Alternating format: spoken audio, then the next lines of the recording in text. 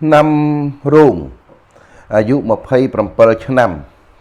រាសីក្នុងឆ្នាំនេះអត់សូវល្អទេឆ្នាំរោងពាក់ព័ន្ធទៅលើទី1បញ្ហាស្មុគស្មាញលើអរញ្ញវត្ថុឬមួយក៏លុយកាក់មានការកកស្ទះឬមួយក៏បញ្ហាទៅលើកូនបង្កើតកូនក្មួយកូនធွာកូនចិញ្ចឹមឲ្យទុកឲ្យទោសឬមួយក៏អាសាឈឺដើម្បីខាតបង់លាភជ័យឬមួយក៏មានរឿង3គឺមានរឿងរិសា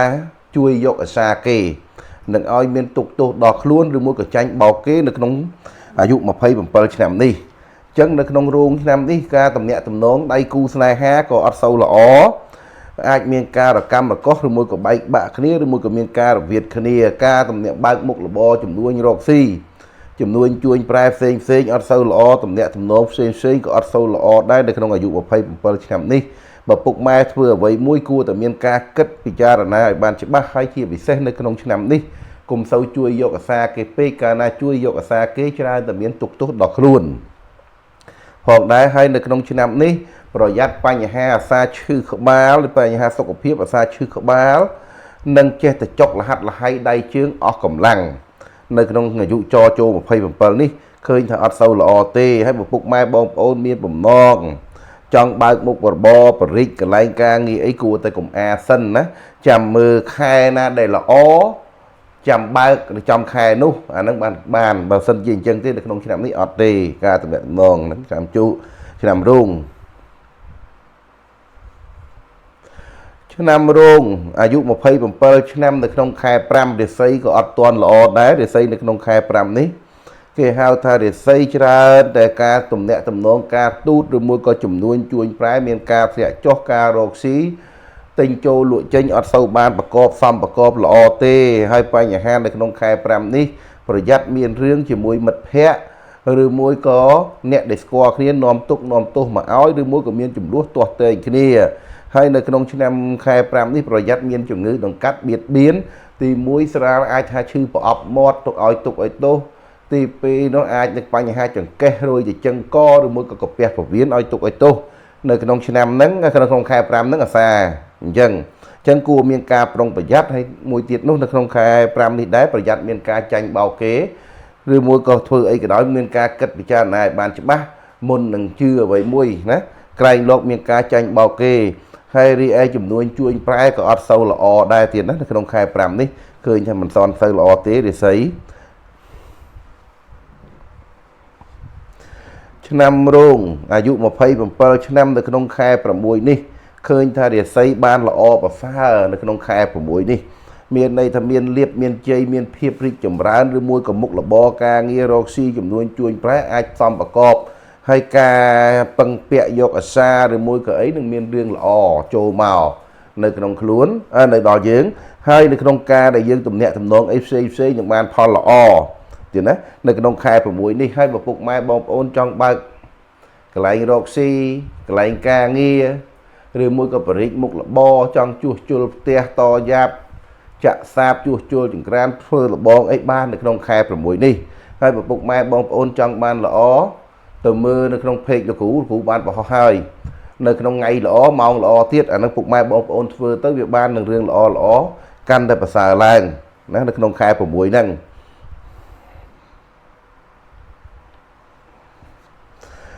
នៅក្នុងខែ7ឆ្នាំរោងអាយុ27ឆ្នាំ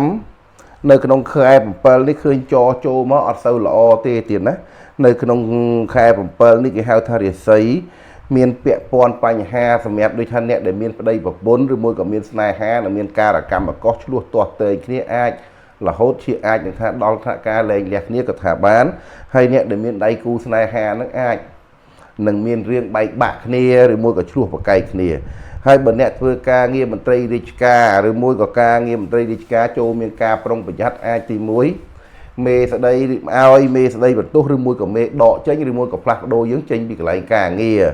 ឬមួយក៏កន្លែងរស់នៅហើយអ្នកដែលធ្វើការងារឯកជនក្រុមហ៊ុនផ្សេងនោះក៏មានការប្រុងប្រយ័ត្នដែរអាចនឹងប៉ះពាល់មេស្ដីឲ្យឬមួយក៏មានការមេដកតំណែងឬមួយក៏មេផ្លាស់ប្ដូរយើងពីមួយកន្លែងមួយទៅកន្លែងមួយណាហើយអ្នកដែលស្វដាធ្វើដំណើរស្វែងរកលៀបនៅក្នុងខែ7នេះស្វែងរកផ្លូវចិត្តផ្លូវឆ្ងាយមិនសូវជាបានផលល្អទេចូលមានការប្រុងប្រយ័ត្នបន្តិច ទៀតណាពីព្រោះអត់សូវមានផលល្អទេហើយអញ្ចឹងហើយនៅក្នុងខែ7នេះឪពុកម៉ែបងប្អូនចង់បើកហាងរកស៊ីចង់បរិយាមុខរបរក៏គួរតែកុំអាសិនហើយបើចង់ជួសជុលផ្ទះជួសជុលធ្វើអ្វីសាងសង់អ្វីមួយនោះគួរតែកុំអាអីនៅក្នុងខែ7នេះគិតឲ្យបានច្បាស់ទៀតណាជៀសវាងការមានការទុកភ័យឬមួយក៏មានការបាទទុកភ័យមកដល់ខ្លួនយើងណាក្នុងខែ7ហ្នឹងនៅក្នុងខែ8រាសីឆ្នាំរោងអាយុ27ឆ្នាំនៅក្នុងខែ8នេះក៏អត់សូវល្អដែរឃើញថារាសីនៅខ្លួនលើលេខមួម៉ៅក្តៅក្រហាយច្រែងតែមានវិបត្តិច្រើនមានចំនួនឬមួយជំងឺដង្កាត់បៀតបៀនពាក់ព័ន្ធទៅលើទ្រព្យរបស់ការអ្វីដែលយើងចង់បានទ្រព្យរបស់អ្វីមួយនៅក្នុងខែ8នេះវាអត់បានដូចបំណងវាមានការខកចិត្តណាហើយបើពុកម៉ែបងប្អូនអ្នករកស៊ីធ្វើចំនួនជួញប្រែមានគេមកបបួលធ្វើអីដាក់ទុនរកស៊ីឬមួយក៏ចំនួនជួញប្រែនៅក្នុងខែ7ហ្នឹងខែ8ហ្នឹងពុកម៉ែបងប្អូនគួរតែគិតពិចារណាឲ្យបានច្បាស់ជៀសវាងការចាញ់បោកគេនិងមានការបង់ខាតពីព្រោះមកខែហ្នឹងគឺមកគេមកបោកយើងណាហើយនៅក្នុងខែ8ហ្នឹងទៀតដែរប្រយ័ត្ននឹងមានរឿងភេទផ្ទុយគ្នាឲ្យទុកឲ្យទោសអាចនិយាយបានថាស្នេហាគេមានដៃគូគេឲ្យគេមកពាក់ព័ន្ធនឹងយើងគេចង់លេបខាយយើងចង់បោកប្រាស់យើងអញ្ចឹងប្រយ័ត្នចាញ់បោកគេណាទៀតណានៅក្នុងខែ8ហ្នឹងឃើញថារាសីអត់សូវល្អទេ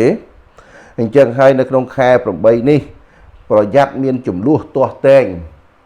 ប្រយ័ត្ននៅពាក្យសម្ដីអញ្ចឹងបើពុកម៉ែបងប្អូនការនិយាយស្ដីអីឲ្យមានការប្រុងប្រយ័ត្នបន្តិចការណាយើងនិយាយណែនាំគេល្អគេគិតថាយើងហ្នឹងវាអួតមានអំនួតជាងចេញផុតគេនិយាយដើមយើងណាទៀតណានៅក្នុងខែឆ្នាំរោងអាយុ27ឆ្នាំនៅក្នុងខែ9ទៀតណារាសីឃើញថាមធ្យមការតំណាក់តំណងល្អប្រសើរការតំណាក់តំណងល្អប្រសើរការពឹងពាក់ការមុខរបរចំនួនជួញប្រែល្អប្រសើរមានន័យថាមធ្យមណាទៀតណាมันល្អពេកអាចនិយាយថាការខែ7ខែ8នោះយើងពឹងមិនបានយើងគិតអីមិនបានដោះអីមិនចេញចូលមកដល់ខែ9ហ្នឹងអាចនឹងបានដោះស្រាយចេញអាចនឹងបានធូរស្រាលដំណើរនៃការងាររកស៊ីចំនួនជួញប្រែអាចនឹងវិវត្តឡើងវិញហើយអាចនឹងវិវត្តឡើង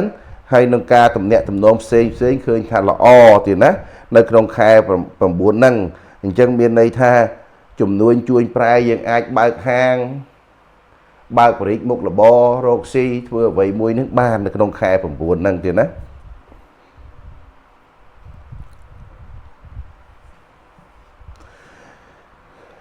ឆ្នាំរោងអាយុ27ឆ្នាំនៅក្នុងខែ10ទៀនរាសីឡើងខ្ពស់ល្អប្រសើរមែនទែននៅក្នុងខែ10នេះមានន័យថាបើអ្នកដែលមានមិនទាន់ដល់គូស្នេហានឹងដល់គូស្នេហាហើយនឹងដល់ដៃនឹងដល់គូការតំណាក់តំណងស្នេហាល្អប្រសើរហើយបើអ្នកធ្វើការងារមន្ត្រីរាជការអាចនិយាយបានថាឡើងបនស័កឬមួយក៏មេតម្លើងបនស័កឬមួយក៏តម្លើងប្រាក់ខែឬមួយក៏មានមេផ្ចុងផ្ដើមបន្ទុកបំរុងអ្នកដែលធ្វើការងារឯកជនផ្សេងនឹងក្រុមហ៊ុនអាចនឹងឡើងតួនាទីឡើងប្រាក់ខែទៀតណាហើយអ្នកដែលធ្វើដំណើរការ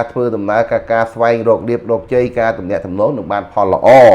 នៅក្នុងខែ10នេះហើយបើពុកម៉ែបងប្អូនចង់បរិយាហាងមុខរបរឬមួយក៏ចង់ជួសជុលផ្ទះសាងសង់ផ្ទះ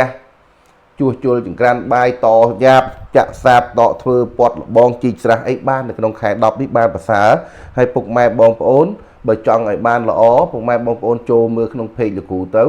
ឃើញលោកគ្រូមានប្រហោះថ្ងៃល្អខែល្អហើយថ្ងៃល្អម៉ោងល្អអញ្ចឹងយកខែនេះវាល្អហើយពុកម៉ែយកថ្ងៃល្អម៉ោងល្អទៀតពុកម៉ែបងប្អូនធ្វើអ្វីៗកាន់តែល្អប្រសើរឡើងទេណាអញ្ចឹងនៅក្នុងខែ10នេះល្អប្រសើរ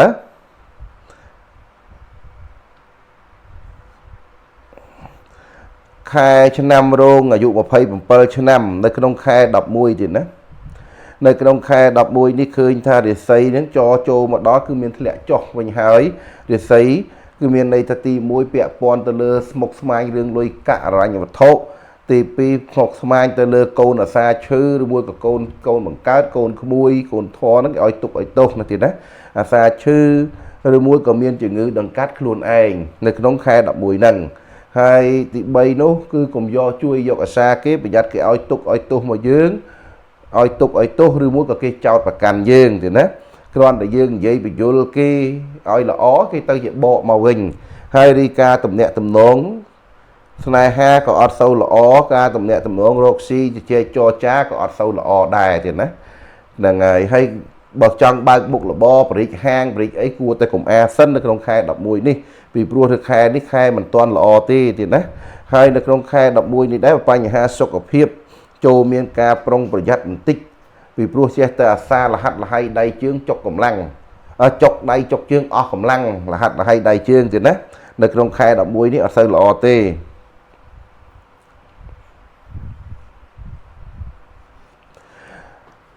ឆ្នាំរោងអាយុ27ឆ្នាំនៅក្នុងខែ12នេះឃើញថារាសីចចូលមកក៏អត់ទាន់ល្អដែរនៅក្នុងខែ12នេះទៀតណា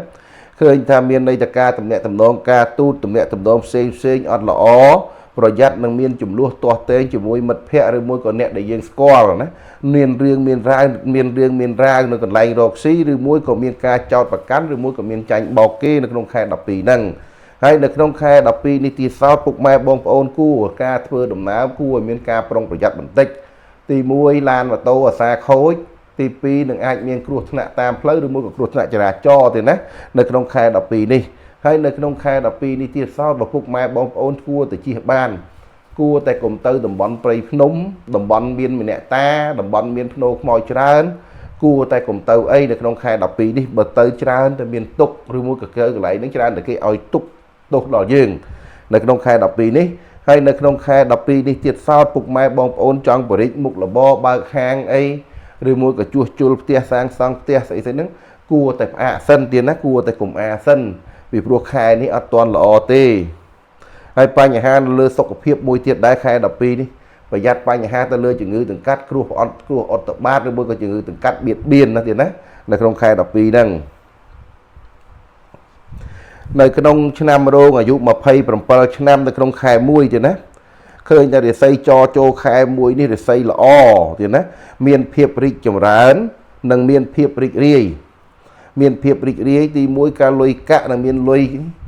ចូលឬមួយក៏មានសេចក្តីសុខនៅក្នុងរង្វង់គ្រួសារហើយការតំណាក់តំណងផ្សេងឃើញថាល្អការតំណាក់តំណងល្អរីឯចង់ផ្លាស់ប្ដូរទីលំនៅឬមួយក៏ផ្លាស់ប្ដូរទៅកន្លែងណាមួយនឹងបានផលល្អហើយបើអ្នកអស់លោកអ្នកចង់ប្រាថ្នាចេញទៅក្រៅប្រទេសឬមួយក៏ប្រាថ្នាទៅខេត្តឆ្ងាយនឹងបានដោយបំណងហើយអស់លោកចេញទៅនឹងមានសុខសុវត្ថិភាពល្អហើយនៅក្នុងការចំនួនជួញប្រែឃើញថាមធ្យមចំនួនជួញប្រែទៀតណាមុខរបរទិញចូលលក់ចេញនៅក្នុងខែហ្នឹងឃើញថាមធ្យមទៀតណាហើយបើសិនជាពុកម៉ែបងប្អូនចង់បរិចហាងបរិចមុខរបរបាននៅក្នុងខែ1ហ្នឹងប៉ុន្តែពុកម៉ែបងប្អូនចង់ឲ្យល្អមែនទែនចូលទៅមើលនៅក្នុង page របស់លោកគ្រូទៅ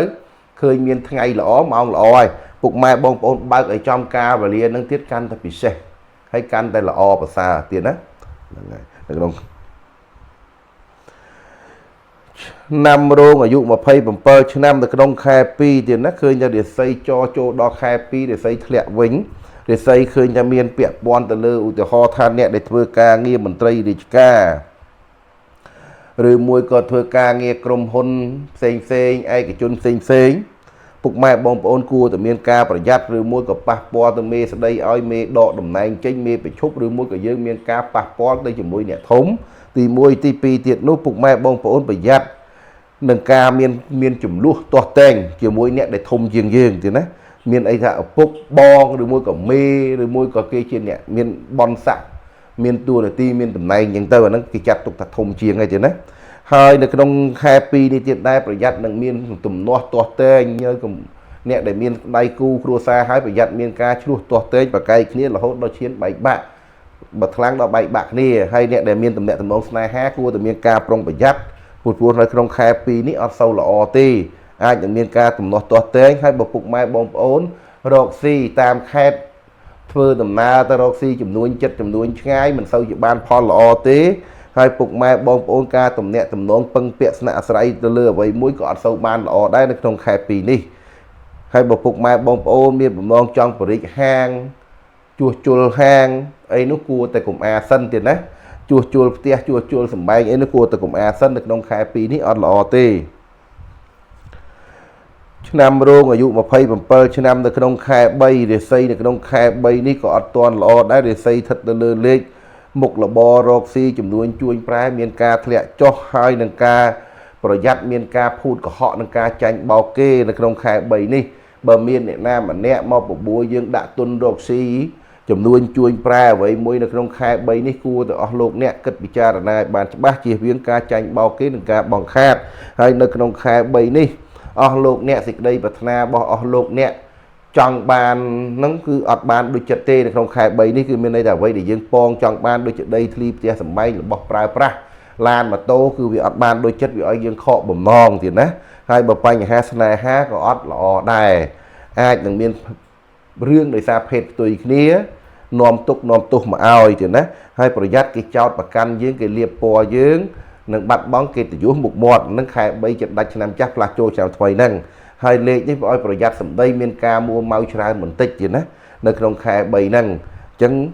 ខ្ញុំលោកគ្រូច័ន្ទរតនៈបាននិយាយឆ្នាំរោងអាយុ27ឆ្នាំចប់12ខែហើយសូមពុកម៉ែបងប្អូនជួយចែករំលែកវីដេអូនេះជួយ share វីដេអូនេះឲ្យបានច្រើនដើម្បីទៅចែកទៅជូនទៅដល់ពុកម៉ែបងប្អូន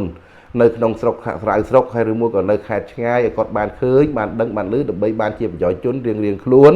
នេះលោកគ្រូចែករំលែកនៅវីដេអូនេះចែករំលែកជាធម្មទានបាទសូមពុកម៉ែបងប្អូនជួយ share បាទសូមអរគុណ